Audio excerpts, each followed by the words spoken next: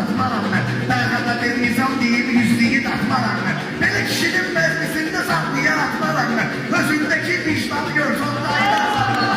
Özündəki vicdanı görsən qaylar sallala.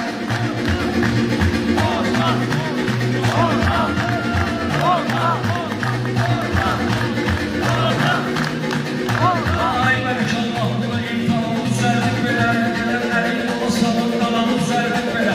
Biz bile restoranı düzəldik belə. Köhnə Azərbaycan görsün qeydlər sənala.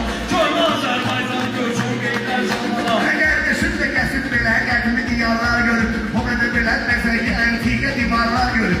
Orhan əmin Orxandı, şirlər sanavarlar görüb. Sən adi ev heyvanı görsən qaylar sallala. Sən adi ev heyvanı görsən qaylar sallala.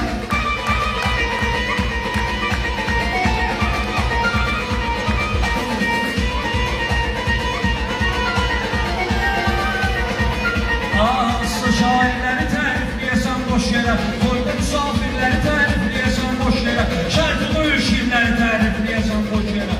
Sən gözündən aslanı görsən qeydərsən qala, sən gözündən aslanı görsən qeydərsən qala. Elə özünə aslan deyib özünü tuxlamağın var, elə özünə aslan deyib ürəyi dağlamağın var. Uşaq kimi sıxıldınsa arada ağlamağın var.